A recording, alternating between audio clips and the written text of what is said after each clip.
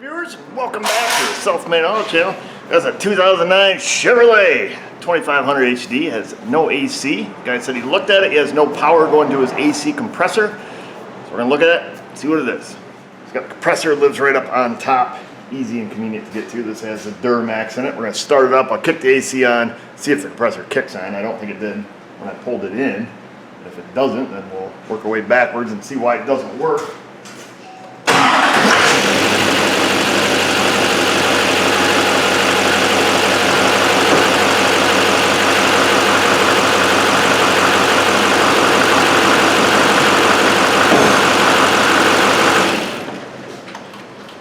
So it does not kick on. The light on the dash does light up. It's always my habit just to see if there's even a charge on the system with the, various pressure switches, and we've got a pressure switch here. So we got a high pressure switch, a low pressure switch. If the system's low on charge, it's not going to kick on. So we're going to check and see that first, and we'll take it from there. Both got the low and the high side back here. Take them off. Set them where we won't remember. We don't necessarily have to hook up both, but we will. Oh, I heard some stuff whoosh through the hose. We do. We're about 78 pounds of pressure, and it's probably about that in temperature here in the shop, probably about 75. So cold engine too. I didn't let it warm up. So our pressures are usually about the same as ambient temperature, and of course high side and low side are the same. There's no differential in the system now because it's not running. So indeed, maybe he is correct. We have enough pressure, it should turn on. I guess the next thing we need to know is, what does it take to turn on the compressor? Are they full-time power and supply of ground? Not sure offhand, but we'll look. So we've got our diagram pulled up. I'll bring it up on the screen so you guys can see it too. And I always like to work backwards so we see the compressor clutch. Appears that it has a full-time ground. We follow the dark green wire down and around. It goes up to the AC compressor relay. What does it take to turn the relay on? We follow the other dark green with white coming out of it, and that goes to the ECM. So the ECM is what dictates whether or not the compressor has met the criteria to turn on. I assume that's going to be based off the pressure sensor. Look at the bottom, we got a low pressure switch. So being that the ECM receives data from everything else to turn on, we should probably look at that. Before we do that, we'll go through and we'll check these fuses. I assume this HVAC battery fuse 39 or 36 there, is good. Because our HVAC controller lights up on the inside, the button lights up and everything seems to work there. So what we will do is we will check fuse 17 or 16, whichever one it is for that. We can also check the, do we even hear the compressor relay, do we hear it clicking? We can pull that out because that's all going to be right here before we even get a scan tool. If we can do some quick tests on that. When we get scan tool, we can hook that up and see what scan data says as far as, is it commanding the compressor on? If it is, then, we know that the problem is it's receiving all the correct inputs, it's just not, turning on. So let's do some fuses real quick because we're right here. See where that leads us. Of course, if the fuse is blown, then we got to figure out why. I assume if the guy knew enough to check, see if it had power, I would think he would know enough to check the fuses. So I assume that's probably already done, but we'll double check.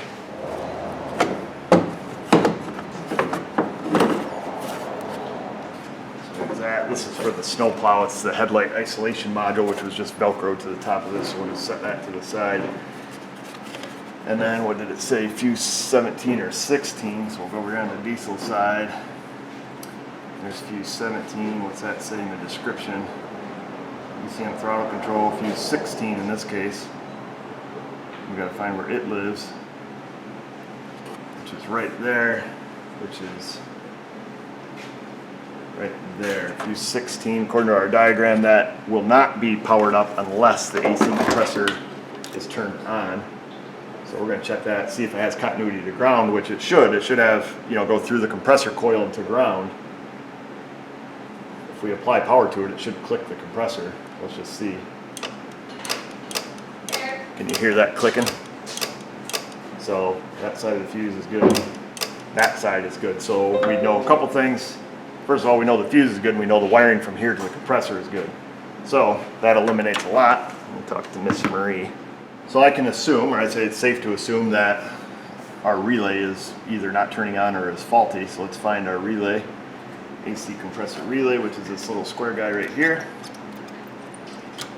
I do not have a relay jumper for one this size. We should have 2 powers on our relay. So let's at least make sure we have those. Let me get a little probe. Got us a T-pin. We'll see if we have, probably have to turn the key on. It'd be helpful. Oh no, they're hot at all times, so it doesn't matter. So we'll see if 2 of these have power. I don't know which 2 it's going to be. Not that one.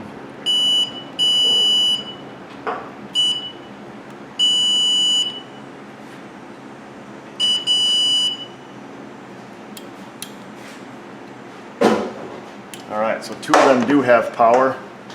Let's see, so we got a power, and then one is going to go to our fuse, and the other one is going to be the control from the ECM. Let's see, I don't know if this has a diagram on it. It probably doesn't. Oh, it does have pinouts. That's amazing. So let's see, 30 and 85 should be the power. Let me just 30 and 85. It goes that way. Let me just verify this so we can figure out which one goes to our fuse.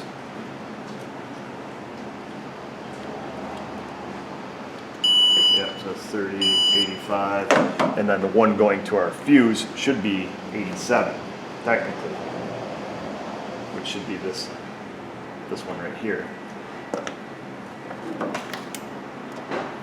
That one should have, yep, so if we apply power to this, if our fuse box is good from the relay to that fuse, it should engage the clutch.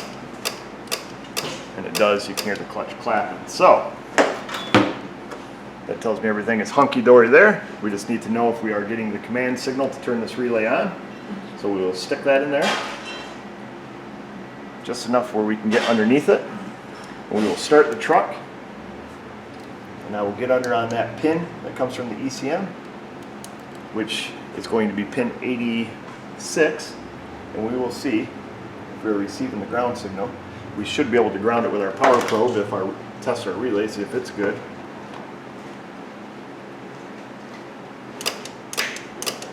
And our relay is good. Our relay works because I just bypassed the relay and jumpered it, so our relay is good, our fuse is good, our clutch is good, the wiring and everything from here out is good. At this point, I don't care if it's not receiving a signal because I know it's not, because everything here works. So we will get a scan tool and see what the ECM is looking at, see why it's not turning this on, whether it's receiving a bad input from pressure switch, which is what I'm assuming, whether it's the low pressure cutout or maybe the high pressure sensor is reading too high, something like that. But I'd say that's the direction I'm heading.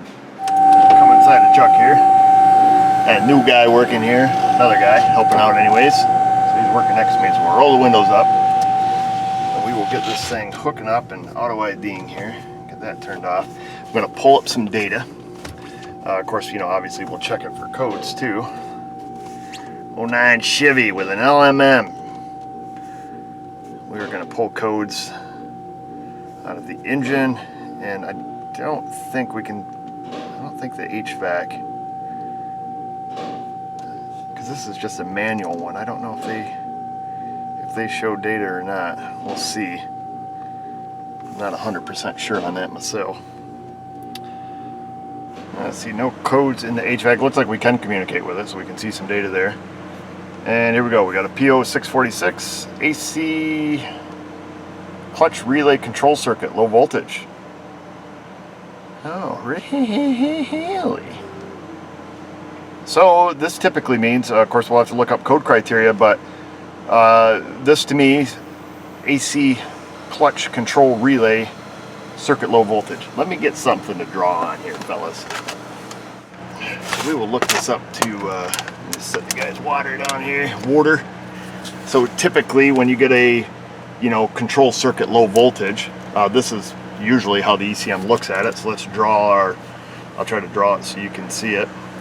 We've got our relay, and we're going to draw the low side, and then we will draw the, we'll draw the control side and then the load side. So let's see. This one is going to come out, and these two are going on this car to the same fuse. So we're going to have battery plus right here, which we verified we have battery positive on both of those pins. Okay, and then this one goes out on the load side. That's going to go to the AC compressor, and then the AC compressor is going to go to ground. And then over here we got the mystical computer box, we'll call it the PCM, and then this wire is going to go to the PCM. So in order to turn this relay on, we've got power on the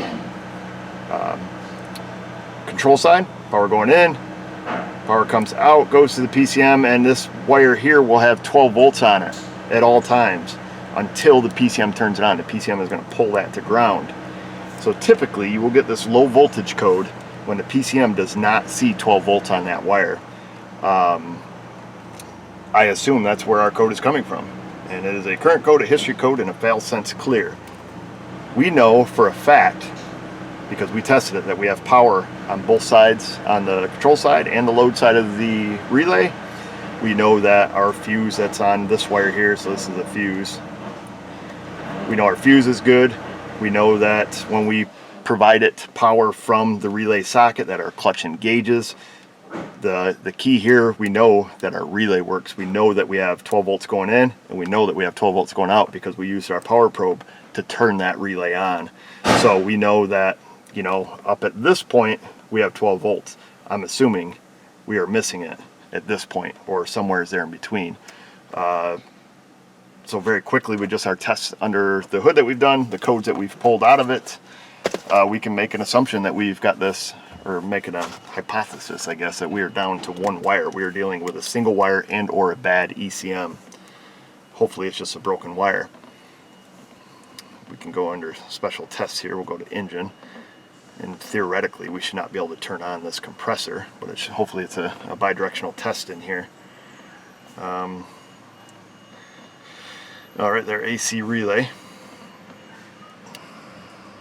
So we will do that. And if I remember, when I was probing in those 4 relay pins, 2 had power, 1 showed ground. Of course, that's the one going through the AC clutch. The other one showed nothing.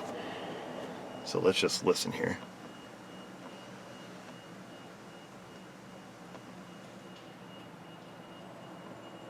I do not hear the AC clutch out there kicking on and off. So that's it. Now it's wiring diagram time, finding where this wiring goes, find the ECM. We're going to have to do our tests at the ECM first. That's going to be the easiest thing. I think what we'll also do is I'll see if I can get us a factory wiring diagram to see how many connectors are between point A and point B.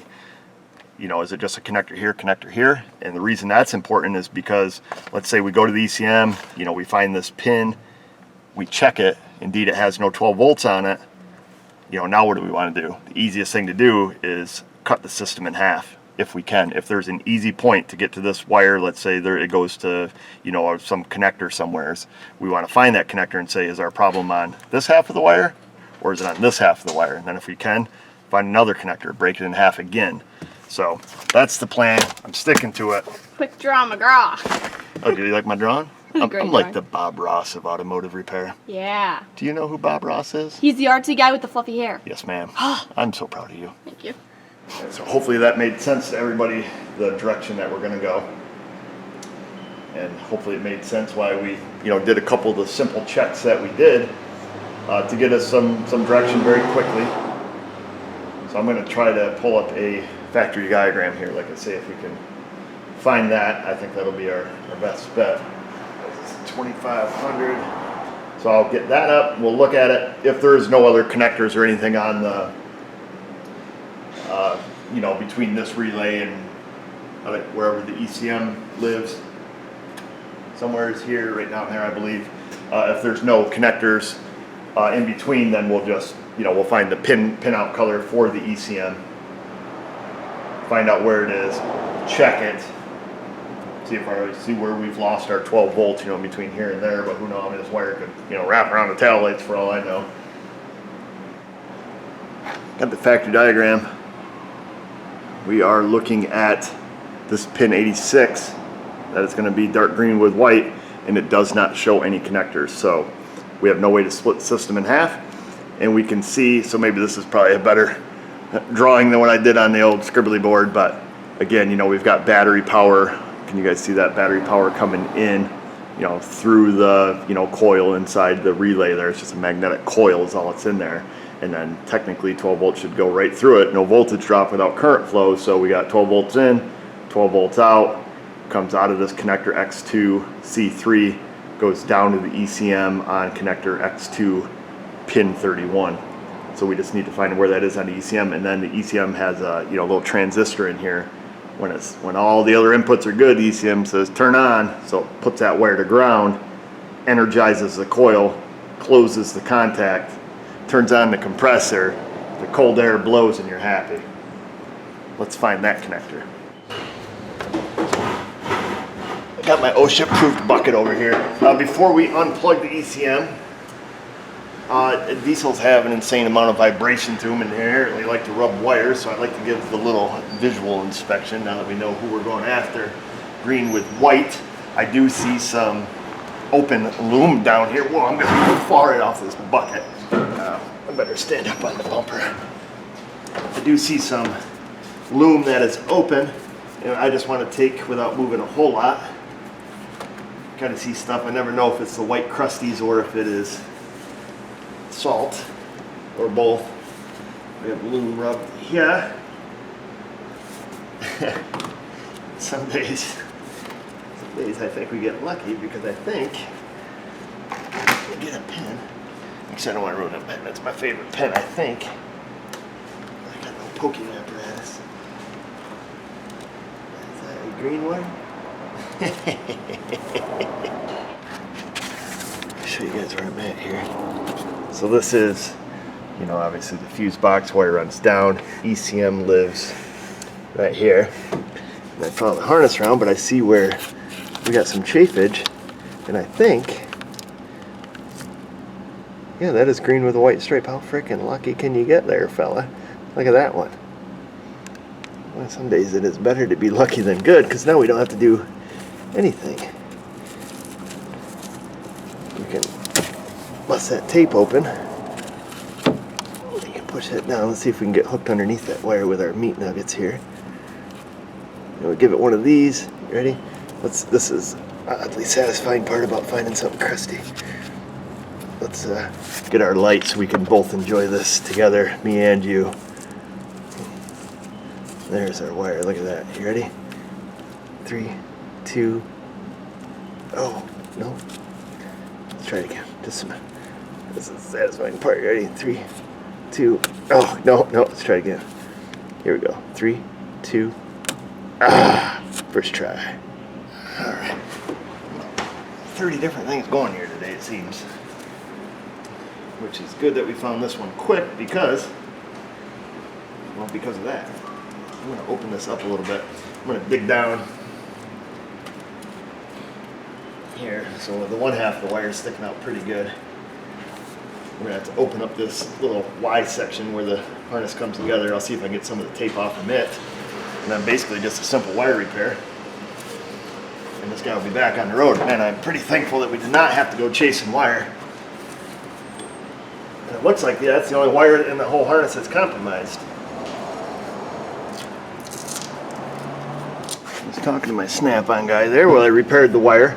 I put a just crimp and seal heat shrink connector on it that you know strip the wire back. It was only green on the very little edge of it, so letting that cool down, I just heated that up so that'll solidify. It has the adhesive in it, so it shrinks down. A little bit of the goo comes out. I think it'll be a good repair. There's plenty of wire there, and then what we'll do after we verify it works, we will tape this harness up the way it was from the factory and just add a little more tape so the vibration doesn't get to it over time and rub something else. I looked at the other wires there. That appears to be the only wire that was rubbed.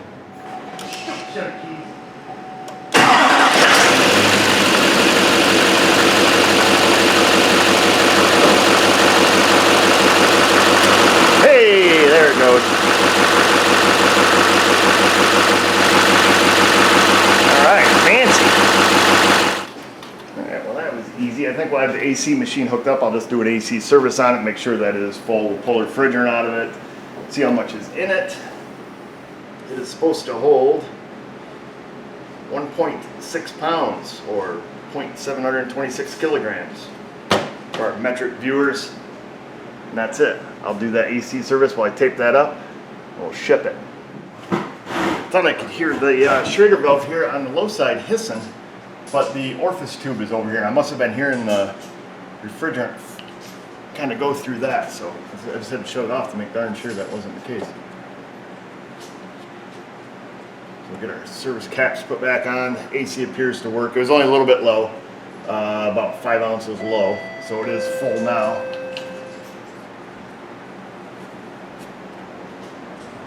Of course, the compressor does work. The customer was right. It did not have power going to the compressor, so he did make the right call.